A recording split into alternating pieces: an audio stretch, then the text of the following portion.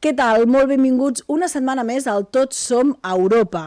Avui ens acompanya al programa l'eurodiputat del Partit Popular, Leopoldo López Gil, amb qui parlarem de dos temes que ell coneix de primeríssima mà.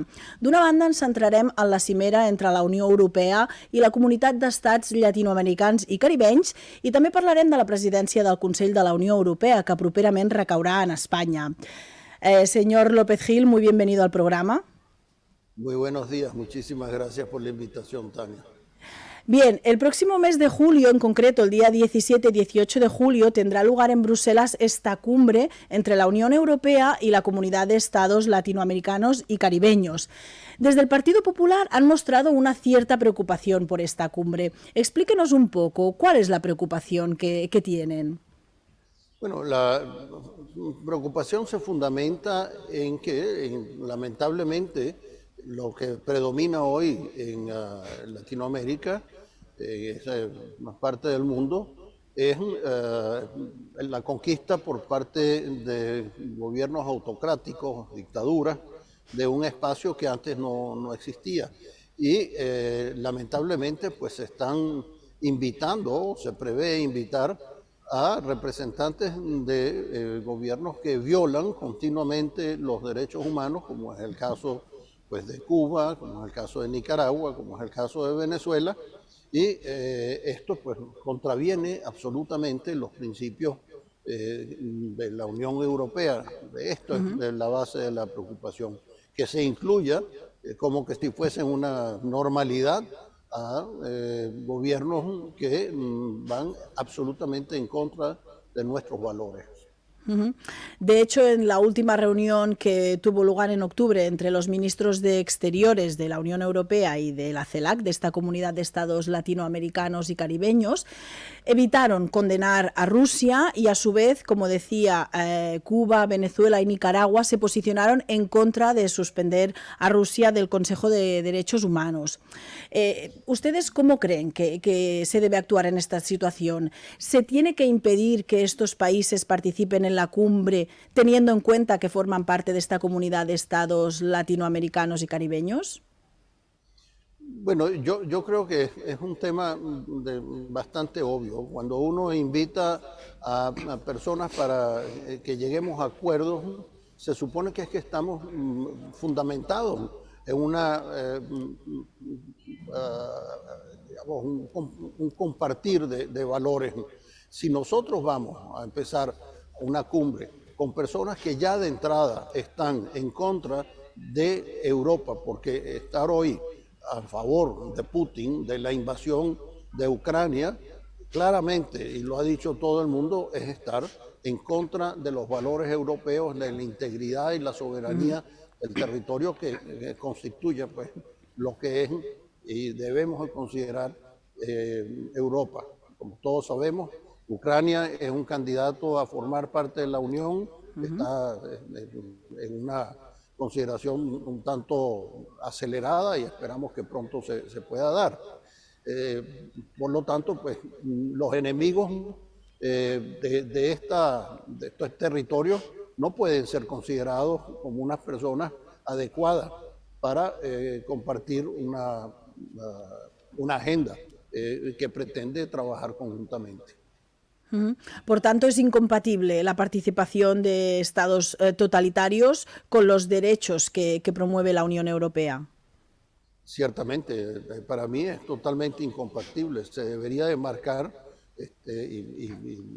no es la primera vez que sucede, lamentablemente también, y yo tuve la experiencia porque estaba presente en la reunión de Eurolat en Buenos Aires, cuando tratamos de conseguir un voto de respaldo a Europa en la posición de la guerra Rusia-Ucrania, lamentablemente el segmento latinoamericano no estuvo de acuerdo, no condenó la invasión rusa.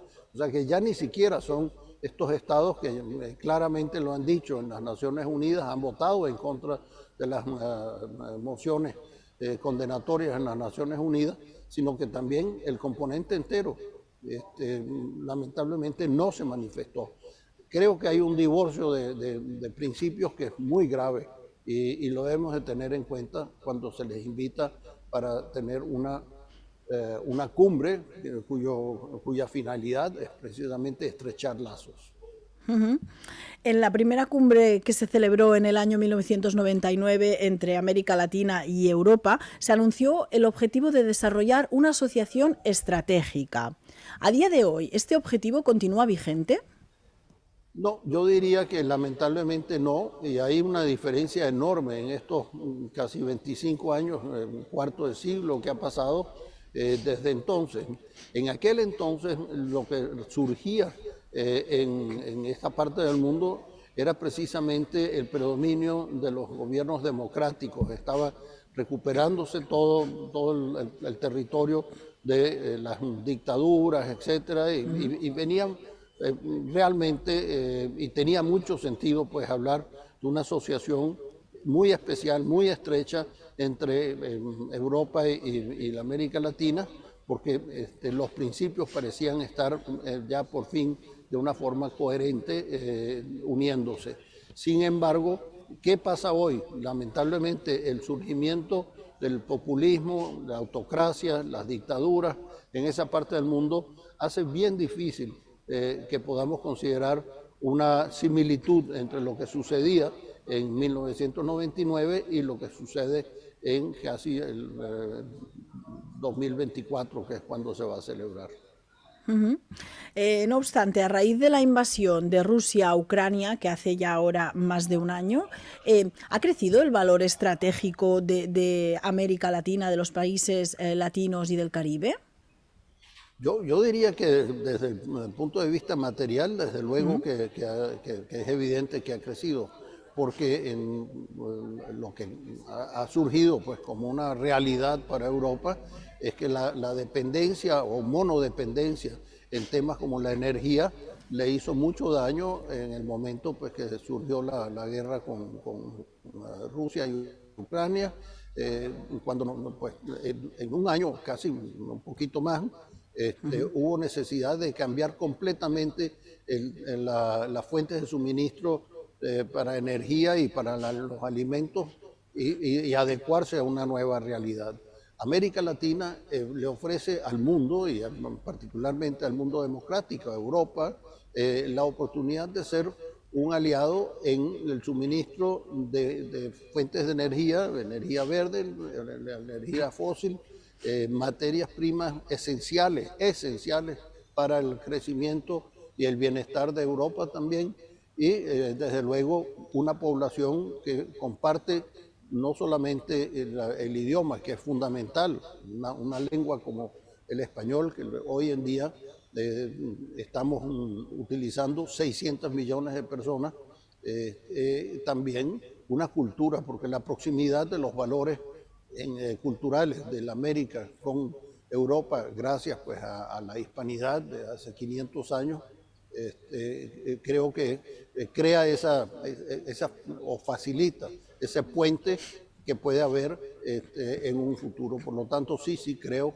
que deberíamos de pensar que en este momento puede transformarse el interés y ha sido así subrayado tanto por Josep Borrell como el alto representante de los derechos humanos, como por la presidenta von der Leyen en sus distintas intervenciones. En este sentido, la cumbre que se tiene que celebrar en julio puede ser decisiva para estrechar lazos y para hacer que los países europeos compren más materia prima, sea en alimentos o en energía, a los estados latinos. Creo que es una oportunidad porque no solamente pues, se está evidenciando esa necesidad de una mejor relación comercial, como usted bien lo ha dicho, sino que también para que se lleve a cabo nosotros tenemos la oportunidad de exigir el cumplimiento en nuestros valores, particularmente en el respeto de los derechos humanos. Quiero decir con esto que los tratados comerciales deben de estar acompañados por exigencias del cumplimiento que excluyan pues el abuso laboral, el abuso a los derechos políticos, etcétera, etcétera. Yo creo que en estas circunstancias Europa podría ser un gran aliado de los pueblos latinoamericanos para fortalecer los valores democráticos, la justicia social, a través de una oportunidad comercial. Cuando se celebre esta cumbre, España ostentará la presidencia del Consejo de la Unión Europea, una presidencia que es rotatoria y que dura 6 meses. Por tanto, ¿cree usted que España desempeñará un papel decisivo en esta cumbre? Desde luego, las presidencias, que como usted bien dice, son rotatorias, lo que sí dan es la oportunidad para la presidencia de resaltar los puntos que ya están en la agenda, puesto que al comienzo de la legislatura se hace pues, digamos, una ruta de trabajo, y dentro de esa ruta lo que sí se puede es resaltar y exigir pues, un cumplimiento en los puntos que ya están ahí incluidos. Yo creo que es una gran oportunidad para España de tratar los puntos que son fundamentales para España y que al mismo tiempo también son importantes para el resto de Europa. Si nos centramos en esta presidencia de España del Consejo de la Unión Europea y teniendo en cuenta que las próximas elecciones europeas serán en mayo del 2024, vemos que a España le toca presidir la recta final. ¿Cree que esto supone un mayor reto para España como presidenta del Consejo de la Unión Europea? Desde luego, yo creo que sí, porque como usted bien dice, pues la recta final siempre es un periodo donde predomina tal vez el cansancio, el agotamiento después de pues, estar ya viendo por cumplir todo lo que nos propusimos hacer hace 5 años y vamos a ver si estamos lográndolo. Entonces hay digamos, una aceleración en los esfuerzos. Y desde luego yo creo que es un reto que no podemos pues, imaginarnos que nos vamos a plantear, digamos, goles a largo plazo, sino más bien metas a muy corto plazo. Y creo que el énfasis en poner los problemas que para España son fundamentales, como es el caso de la inmigración, como es el caso del desarrollo de África, etcétera, deberían de ser considerados como fundamentales en este momento para esa presidencia, esa venidera presidencia española al Consejo Europeo. Por tanto, ¿cree que el tema de la inmigración, por ejemplo, será uno de los mayores retos a los que se tendrá que enfrentar España durante el tiempo que ostente esta presidencia? Desde luego que sí, porque la inmigración es uno de los grandes problemas que está considerando Europa en este momento y afecta fundamentalmente a algunos de los estados de la Unión Europea y en particular pues a España, y todos lo sabemos. Creo que es un tema muy, muy importante. Hoy en día el 15% de la población española es de origen inmigratorio, o sea que es una buena porción de la población y tenemos que tener en cuenta pues cómo desarrollar una buena política migratoria, y es una oportunidad para España de ponerle el énfasis allí. Y además del tema migratorio, ¿cuál cree que sería el mayor reto al que se tendrá que enfrentar España? Para España yo creo que hay retos muy, muy especiales. Yo diría que el tema del trabajo para la juventud es muy especial. Es bastante evidente que las cifras para los jóvenes en España no son las mejores, es decir, hay un segmento de desempleados y hay también una porción grande que luego de completar sus estudios a nivel superior tampoco encuentran un mercado de trabajo apropiado. Por lo tanto, el reto laboral es uno, el reto ambiental desde luego también lo es, y también por supuesto la consolidación de los sistemas institucionales que hoy en día pues algunos están siendo cambiados o intentando reformas que tienen que acoplarse pues a las exigencias de la Unión Europea. Ujú. Señor López Gil, para ir concluyendo, ¿cree usted que el hecho que España ostente la presidencia del Consejo de la Unión Europea puede ayudar a dar mayor visibilidad de la función de la Unión Europea a los españoles? Yo aspiraría que sí, yo aspiraría que, desde luego, no todos los habitantes de España saben lo que hace Europa para cada uno de sus miembros, de sus Estados miembros, ni mucho menos lo que hacen para España. Yo creo que hoy en día el pertenecer a esta Unión Europea nos ha permitido el acceso a fondos de recuperación, nos ha permitido una supervisión sobre la estructura financiera del país, que evita que se caigan en situaciones como las que vivimos en el 2008. Es decir, hay una serie de eventos que tienen que ser destacados, que tienen que ser llevados digamos, a nivel de público para que el español común entienda los grandes beneficios que hoy se han conseguido perteneciendo a esta gran familia europea, participando no solamente, digamos, desde el punto de vista político, sino también desde el punto de vista cultural y social de esta gran Unión Europea. Creo que es una gran oportunidad y más que una oportunidad, es una obligación que va a tener la presidencia española con su pueblo español. Pues confiemos que así sea, porque muchas veces la Unión Europea es la gran desconocida, ¿no? Para los ciudadanos en general.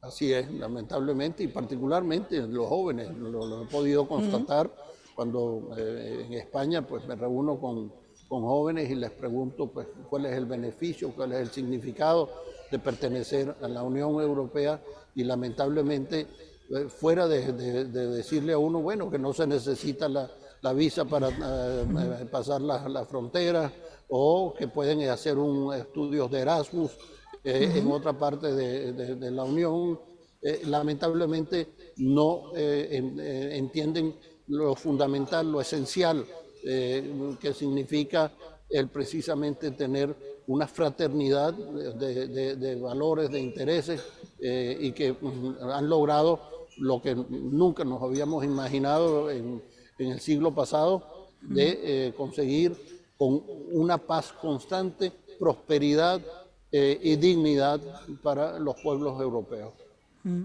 Señor López Gil, eurodiputado del Partido Popular, muchísimas gracias por acompañarnos en el programa de hoy. A ti, Tania, muchísimas gracias de nuevo por la invitación, y estoy a tu orden, y estoy a la orden de todos los españoles aquí en el Parlamento. Muchas gràcies i amb tots vostès ens retrobem la propera setmana a Tots som Europa.